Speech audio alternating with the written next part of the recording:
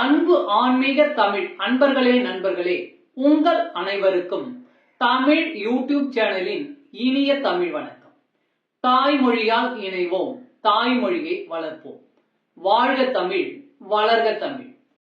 நமது சேனல் ஆன்மீக பதிவில் இன்று முதல் சைவ சமய 12 திருமுறைகளில் 1 முதல் 7 திருமுறைகளாக வருகின்ற தேவாரம் என்ற திருமுறையை ஒவ்வொன்றாக மூலமும் உரையுமாக அளிக்க உள்ளோம். இதுவரை 12 திருமுறைகளில் 8ஆம் திருமுறையான மாணிக்கவாசகர் அருளிய திருவாசகம், 10ஆம் திருமுறையான திருமூலரின் திருமந்திரம், 12ஆம் திருமுறையான சேக்கிழார் அருளிய பெரிய புராணம் ஆகியவற்றை மூலமும் உரையுமாக ஒவ்வொன்றாக அளித்து வருகின்றோம். அந்த வகையில் தேவாரத்தையும் ஒவ்வொன்றாக மூலமும் உரையுமாக எளிய நடையிலும் தெளிவாகவும் மற்றும் விளக்கமாகவும் அளிக்க உள்ளோம், அளித்து வருகின்றோம். ஆன்மீக தமிழ் அன்பர்களாகிய நீங்கள் இதனை கேட்டு இதன் இனிமை உணர்ந்து இறைப்பயன் பெற வேண்டியும், மேலும் இப்பதிவிற்கு லைக் மற்றும் ஷேர் செய்தும், அது மட்டுமல்லாமல் இதுவரை இந்த சேனலுக்கு நீங்கள் சப்ஸ்கிரைப் செய்யவில்லை என்றால் சப்ஸ்கிரைப் செய்து பெல் சிம்பலையும் கிளிக் செய்து ஆதரவு அளிக்கவும் அன்புடன் கேட்டுக்கொண்டு இப்பதிவினை தொடர்கிறேன். வாருங்கள், ஆன்மீக பதிவான தேவாரம் பற்றி அறிவோம், அறிந்து தெளிவோம், தெளிந்து இறைப்பயன் பெறுவோம். ஓம் நம சிவாய. திருச்சிற்றம்பலம். தேவாரம் என்பது சைவ சமய கடவுளான சிவபெருமான் மீது பாடப்பெற்ற 12 திருமுறைகளில் முதல் 7 திருமுறைகள் ஆகும். இந்த 7 திருமுறைகளை திருஞான சம்பந்தமூர்த்தி நாயனார், திருநாவுக்கரசு நாயனார், சுந்தரமூர்த்தி நாயனார் ஆகிய நாயன்மார்கள் தமிழில் பாடியுள்ளார்கள். முதல் இருவரும் பொது ஊழி 7ஆம் நூற்றாண்டிலும், 3ஆம் அவர் பொது ஊழி 8ஆம் நூற்றாண்டிலும் இவற்றை பாடியதாக கருதப்படுகிறது. தேவாரங்கள் பதிக வடிவிலே பாடப்பட்டுள்ளன. பதிகம் என்பது 10 பாடல்களை கொண்டது. பொது ஊழி 7ஆம் நூற்றாண்டு தமிழ்நாட்டிலே பல்லவர் ஆட்சி பலம் பெற்றிருந்த காலமாகும். மிகவும் செல்வாக்குடன் இருந்த பௌத்தம், சமணம் ஆகிய சமயங்களுக்கு எதிராக சைவ சமயம் மீண்டும் வளர்ச்சி அடைய தொடங்கிய காலம். திருஞான சம்பந்தர், திருநாவுக்கரசர் போன்றோர் தோன்றி ஊர் ஊராக சென்று சமய பிரச்சாரம் செய்தனர். சென்ற இடங்களிலெல்லாம் இருந்த கோயில்கள் மீது தேவாரங்களை பாடினர். திருஞான சம்பந்தர் தனது 3வது வயதில் தேவாரங்களை பாட துவங்கியதாக சொல்லப்படுகிறது. இவர் தனது சொந்த ஊரான சீர்காழியில் உள்ள தோணியப்பர் மீது தோடுடைய செவியன் என்று தொடங்கும் அவரது முதற் பதிப்பை பாடினார். தெய்வங்கள் மீது பாடப்பட்ட ஆரம் என்பதால் தேவாரம் என்று பெயர் பெற்றதாக கூறுவர். ஆனால் இசையியலில் வாரம் என்பது நடையை குறிக்கும் சொல்லாகும். வார நடை என்பது முதல் நடை 2ஆம் நடையில் பாடுவது என்பதையே குறிக்கிறது. பொன்னார் மேனியனே தோடுடைய செவியன் பாடல்களை ஓதுவர்கள் முதல் நடையில் தான் பாடுகிறார்கள். முதல் நடையில் ஓர் எழுத்தாக பாடுவதையே முதல் நடை என்பர். திருவதிகை வீரட்டானம் என்னும் தளத்தில் பாடிய கூட்டாயினவாறு விளக்க களிர் என்று தொடங்கும் பதிகமே அப்பர் என்று அழைக்கப்பட்ட திருநாவுக்கரசரின் முதற் பதிகம் ஆகும். பித்தா பிறைசூடி என்று தொடங்கும் தேவாரம் சுந்தரரின் முதற் பதிகம் ஆகும். பொது ஊழி 10ஆம் நூற்றாண்டில் ராஜராஜ சோழனின் ஆட்சியின் போது சிதம்பரம் கோயிலிலே கவனிப்பாரற்று கிடந்த தேவாரங்களையும் வேறு பல சமய இலக்கியங்களையும் எடுத்து பூச்சிகளால் அரிக்கப்பட்டு அழிந்தவை போக எஞ்சியவற்றை நம்பி ஆண்டார் நம்பி என்பவர் 12 திருமுறைகளாக தொகுத்தார். சுந்தரமூர்த்தி நாயனார் பாடிய பாடல்களை சுந்தர தேவாரம் என்று அழைக்கின்றனர். இப்பாடல்களை திருப்பாட்டு என்றும் அழைப்பது வழக்கம். இப்பாடல்களை 12 திருமுறைகளிலும் தேவாரத்திலும் இணைத்துள்ளார்கள்.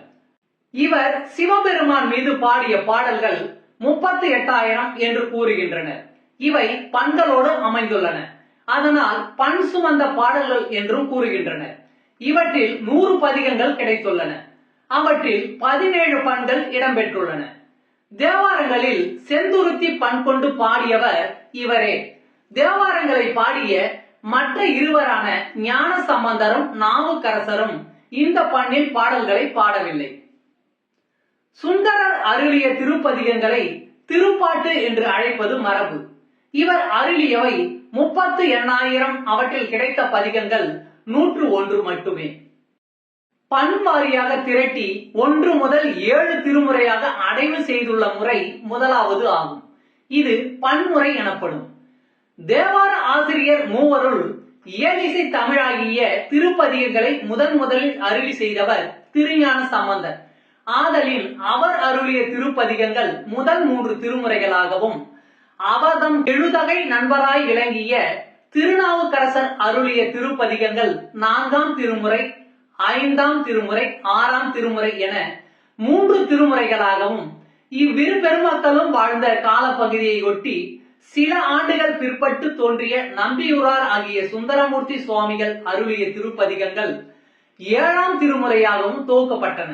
இப்பெருமக்கள் மூவருள் முறையே ஒவ்வொருவரும் அருளி செய்த திருப்பதிகங்களில் அமைந்த பண்களை வகைப்படுத்தி ஒவ்வொரு பண்ணுக்கும் உரிய திருப்பதிகங்களையும் 7 திருமுறைகளாக வகுத்தெழுதியது பழைய முறை ஆகும்.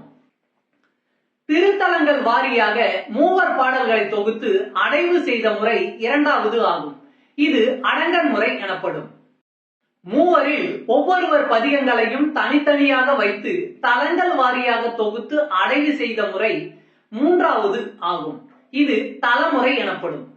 தலமுறை என்பது கோயில், திருவேட்களம் முதலாக திருப்பதிக கோவையர் குறித்த முறையொட்டி தேவார பாடல் பெற்ற திருத்தலங்களை எல்லாம் தில்லை பெருங்கோயில் முதலாக வரிசைப்படுத்தி அத்தலங்களுக்குரிய தேவார பதிகங்களை முற்குறித்த 7 திருமுறை பாகுபாட்டிற்கு ஏற்ப முறைப்பட சேர்த்து அமைத்த முறையாகும். பெரிய புராணத்தில் மூவரின் வரலாறு சேக்கிழார் கூறும்போது, இன்ன பதிகம் ஊர் எல்லையில் இறைவன் திருமுன் வலம் வரும்போது பாடப்பெற்றது என்று கூறி வருவதை அறியலாம். அதன்படி தேவாரம் பாடப்பெற்ற காலமுறைப்படி ஒரு தொகுப்பு இருந்தது என்று உறுதி செய்யலாம். சோழர் வரலாற்றில் அக்குறிப்பு உள்ளது. அதற்கு பாடியவாறு என்று பெயர். தலமுறை பன்முறை வகைகளில் பன்முறைமையே பழைய ஏட்டுச்சுவடிகளில் இடம்பெற்றுள்ளது. மூவர் தேவார பதிகங்களை 7 திருமுறைகளாக பகுத்து வழங்கும் திருமுறை பகுப்புக்கு அடிப்படையாக அமைந்தது இப்பன்முறைமையே என கருதல் பொருந்தும். பன்முறைமையாகிய இதனை ஆதாரமாக கொண்டு நோக்கினால்தான் மூவர் திருப்பதிகங்களையும் முதல் 7 திருமுறைகளாக பகுத்து வழங்கிய நம் முன்னோரது பகுப்பு இனிது விளங்கும். தேவார திருப்பதிகங்களை தலமுறையில் அமைத்து பயிலும் வழக்கம் பிற்காலத்தில் தோன்றியதெனவே கருத வேண்டியுள்ளது. மூர்த்தி தலம், தீர்த்தம் என்பவற்றை முறையே கண்டு வழிபடும் விருப்புடைய சிவநேச செல்வர்கள் தாம் வழிபட விரும்பிய ஒவ்வொரு தலத்திற்கும் அமைந்த தேவார திருப்பதிகங்கள் முழுவதையும் நாள்தோறும் முறையே பாராயணம் செய்ததற்கு ஏற்ற வண்ணம் முறைப்படுத்தப்பட்டதே இத்தலமுறை பகுப்பாகும்.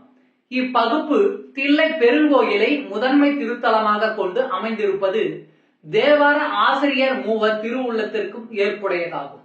இது சிவத்தலங்கள் எல்லாவற்றிற்கும் முதலில் வைத்து போற்றத்தகும். சிறப்புடைய திருத்தலம் என்ற நோக்கத்துடன் தில்லை பெருங்கோயிலை பற்றி அம்மூவரும் உளமோந்து பாடிய திருப்பாடற் குறிப்புகளால் நன்கு புலனாகும். இக்குறிப்பினை விளக்கும் முறையில் கோயில், திருவேட்களம், நெல்வாயில், கழிப்பாலை என தொடங்கும் திருப்பதிகை கோவை அமைந்திருத்தல் அறியத்தக்கதாகும்.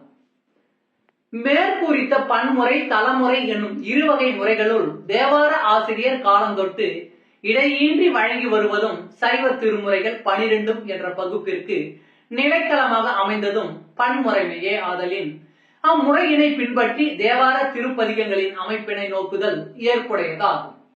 தேவார பாடல்களின் எண்ணிக்கையும் திருமுறை பாடியவர்களும். முதலாம் திருமுறை திருஞான சம்பந்தமூர்த்தி நாயனார் பாடல்கள் 1469.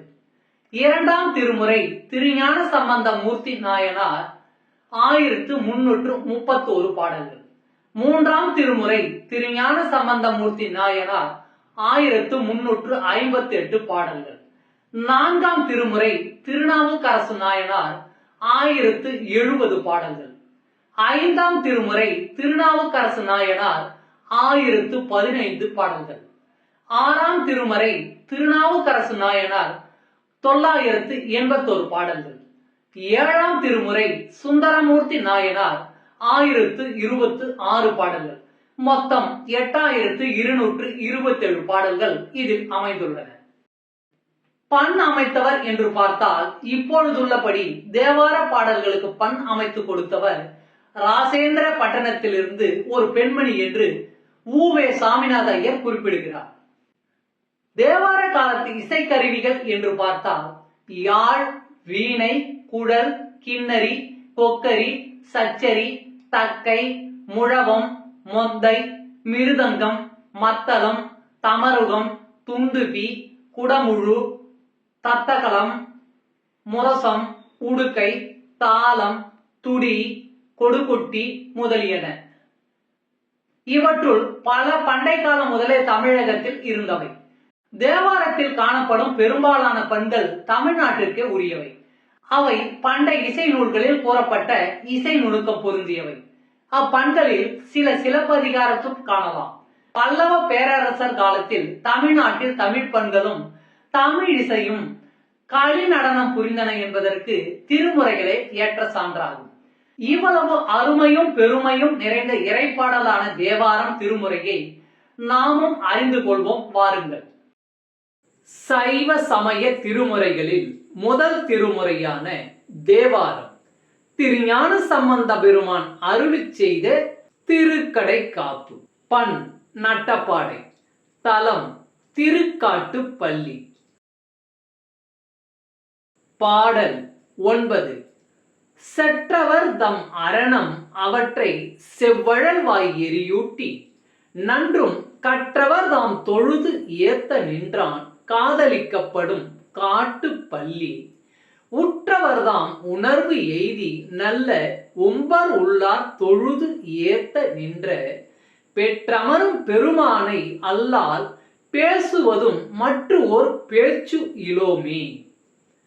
செற்றவர்தம் அரணம் அவற்றை செவ்வழல் வாய் எரியூட்டி நன்றும் கற்றவர்தாம் தொழுது ஏத்த நின்றான் காதலிக்கப்படும் காட்டுப்பள்ளி.